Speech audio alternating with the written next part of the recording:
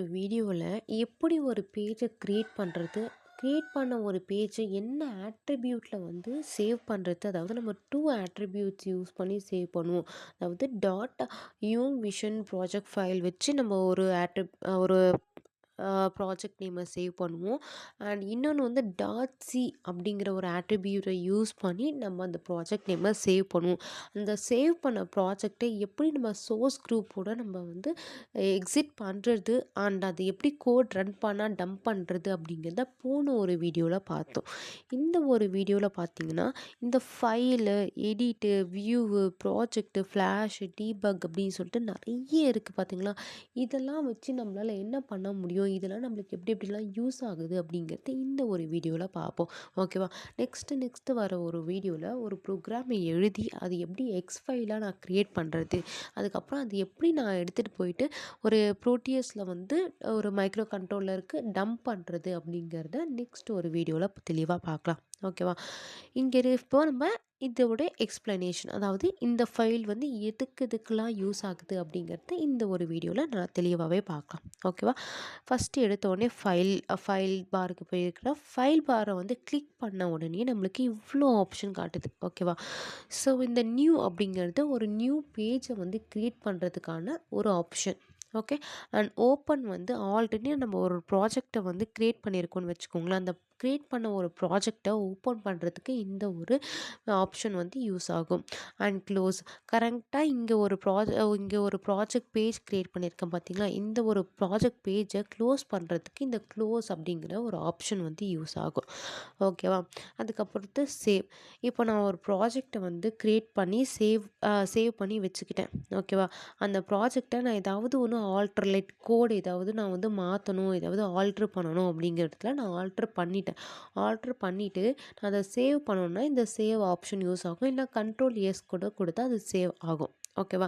ஆனால் இந்த save as வந்து நான் இப்போ தான் ப்ராஜெக்டை வந்து க்ரியேட்டே பண்ணுறேன். அப்போ க்ரியேட் பண்ண ப்ராஜெக்டை நான் சேவ் பண்ணணுன்னா இந்த சேவ் ஆஸ் ஆப்ஷன் வந்து உங்களுக்கு யூஸ் ஆகும். இந்த சேவ் ஆல்னு இருக்குது பார்த்தீங்களா. உங்களால் இதில் மல்டிபிள் பேஜஸும் க்ரியேட் பண்ண முடியும். அந்த மல்டிபிள் பேஜஸ் எப்படி க்ரியேட் பண்ணுறதுனா, நார்மலாக ஒரு பேஜ் எப்படி நார்மலாக க்ரியேட் பண்ணுவோம் அதை மாதிரி இன்னொரு பேஜும் அது மாதிரி தான் க்ரியேட் பண்ணணும். ஸோ அது வந்து நம்ம ப்ராஜெக்ட் வந்து பண்ண நம்ம அதை எப்படி க்ரியேட் பண்ணுறது அப்படிங்கிறது அந்த ஒரு இதுவில் பார்க்கலாம்.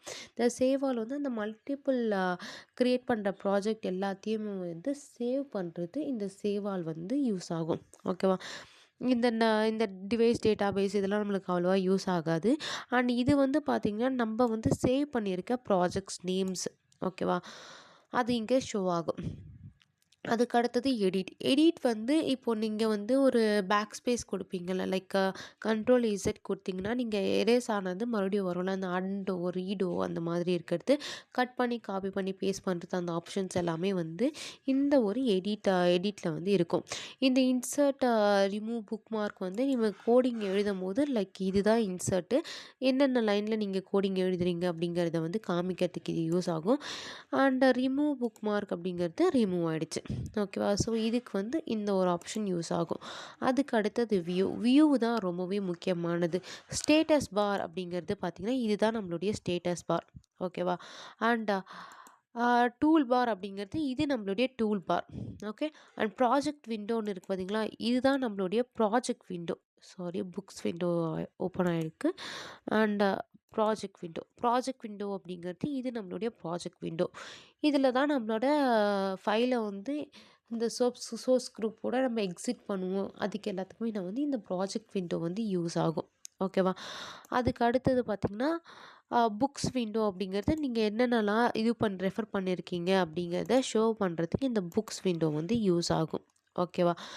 நெக்ஸ்ட்டு பார்த்தீங்கன்னா இந்த ஃபங்க்ஷன் விண்டோ, டெம்ப்ளேட் விண்டோ இதெல்லாமே வந்து நம்மளுக்கு இப்போதைக்கு பேசிக்காக தெரிஞ்சிக்க வேணாம். ஸோ போக போக போக போக நம்ம அதெல்லாம் தெரிஞ்சுக்கலாம். அண்ட் அவுட்புட் விண்டோ அப்படிங்கிறது இங்கே இருக்குது பார்த்தீங்களா. நான் ஆல்ரெடி அவுட்புட் விண்டோ ஓப்பன் பண்ணியிருந்தேன். இங்கே பாருங்கள், அவுட்புட் விண்டோ ஓப்பன் ஆகுதா. ஸோ இதுதான் அவுட்புட் விண்டோ. ஓகே.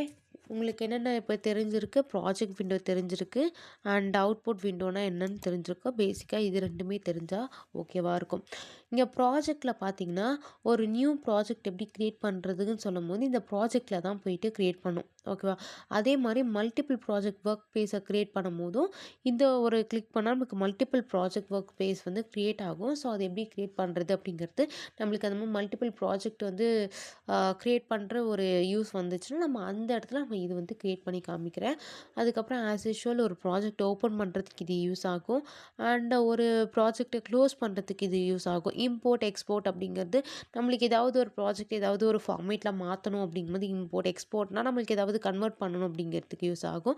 மற்றது எல்லாமே வந்து இந்த பில்டு டார்கெட்டு இதெல்லாமே வந்து அவுட்புட் வந்து ஷோ பண்ணுறதுக்கு, அதாவது உங்களோட கோடில் வந்து எரர் இருக்கா இல்லையா அப்படிங்கிறத வந்து கண்டுபிடிக்கிறது இந்த பில்டு டார்கெட் யூஸ் ஆகும். ரீபில்டு டார்கெட் வந்து இப்போ உங்களோட கோடில் எரர் இருக்குது, ஓகேவா? நீங்கள் அதை வந்து ரெக்டிஃபை பண்ணிட்டீங்க. அப்போ அந்த இடத்துல நீங்கள் ரீபில்டு வந்து யூஸ் ஆகும். மற்றது எல்லாமே வந்து நம்ம என்னென்ன ப்ராஜெக்ட் வந்து நம்ம ஷோ பண்ணியிருக்கோங்கிறத காமிக்கும். அண்ட் நெக்ஸ்ட்டு வந்து ஃப்ளாஷ் டீபக் வந்து ஒரு ப்ராஜெக்ட் வந்து ரன் பண்ணுறது இதெல்லாமே வந்து இந்த டீபக் ஆப்ஷன் நம்மளுக்கு வந்து யூஸ் ஆகும். ஓகேவா? இந்த பெரிஃபரல்ஸ்லாம் நம்மளுக்கு இதில் வந்து யூஸ் ஆகாது. பிகாஸ் பெரிஃபரல்ஸ் அப்படிங்கிறது டிவைசஸ்ஸு பஸ்ஸஸ் இதெல்லாம் சேர்த்தா பெரிஃபரல்ஸ் சொல்லுவாங்க. பட் இந்த இடத்துல நம்ம கோடிங் தான் எழுத போகிறோம். ஸோ அதனால் பெரிஃபரல்ஸ் வந்து இந்த இடத்துல யூஸ் ஆகாது. அண்ட் இங்கே இருக்கிறதுலாம் என்ன அப்படின்னு சொல்லிட்டு கேட்டிங்கன்னா, இப்போ நான் எக்ஸ்பிளைன் பண்ண பார்த்தீங்களா, இதுதான் இங்கே தனித்தனியாக இருக்கும். இது வந்து ஒரு நியூ ப்ராஜெக்ட் ஃபைலை வந்து க்ரியேட் பண்ணுறதுக்கு எம்டி பேஜை க்ரியேட் பண்ணுறதுக்கு இது யூஸ் ஆகும். அண்ட் இது வந்து அந்த பேஜை ஓப்பன் பண்ணுறதுக்கு யூஸ் ஆகும். அண்ட் இது வந்து சேவ் பண்ணுறதுக்கு இது எல்லா ஃபைலும் சேவ் பண்ணுறதுக்கு. அண்ட் இது வந்து பார்த்திங்கன்னா ஒரு ட்ரான்ஸ்லேட், அதாவது ஒரு ஆக்டிவ் ஃபைலை வந்து ட்ரான்ஸ்லேட் பண்ணுறதுக்கு வந்து இது யூஸ் ஆகும். நெக்ஸ்ட்டு வந்து இது வந்து ஒரு ப்ராஜெக்டை வந்து நம்ம கோடு எழுதியிருக்கோம்னு வச்சுக்கலாம். அந்த கோடை வந்து பில்ட் ஆகுதா இல்லையா அப்படிங்கிறத கண்டுபிடிக்கிறதுக்கு இது யூஸ் ஆகும். அதாவது எரர் கண்டுபிடிக்கிறதுக்கு யூஸ் ஆகும். அதே மாதிரி நம்மளுக்கு எரர் இருந்துச்சுன்னா அந்த எரரை கரெக்ட் பண்ணும்போது நம்ம ரீபில்டு கொடுத்தா அதே மாதிரி நம்மளுக்கு மறுபடியும் அந்த ப்ராஜெக்டில் எரர் இருக்கா இல்லையா அப்படிங்கிறது இருக்கும். இது எல்லாமே பேஸ்ட்டு காமனாக இருக்கிறது எல்லாமே. அண்ட் இங்கே இருக்கிறதும் பார்த்தீங்கன்னா இது வந்து டீபக் ஆகுதா இல்லையான்னு பார்க்கறது தான் சேம். அண்ட் இது இது இங்கே எக்ஸ்பிளைன் பண்ணுறது தான் இந்த ஒரு டூல் பார்லேயுமே வந்து இருக்கும். இப்போதைக்கு பேசிக்காக இருக்கிறது எல்லாமே இது மட்டும்தான். ஸோ இது எல்லாமே நான் எக்ஸ்பிளைன் பண்ணிட்டேன். அண்ட் நெக்ஸ்ட் ஒரு வீடியோவில் எப்படி ப்ரோக்ராம் எழுதுறது அப்படிங்கிறத பார்க்கலாம். ஓகேவா? இந்த ஒரு சேனல் பிடிச்சிருந்தா லைக் பண்ணிக்கோங்க, சப்ஸ்கிரைப் பண்ணிக்கோங்க. And thank you so much.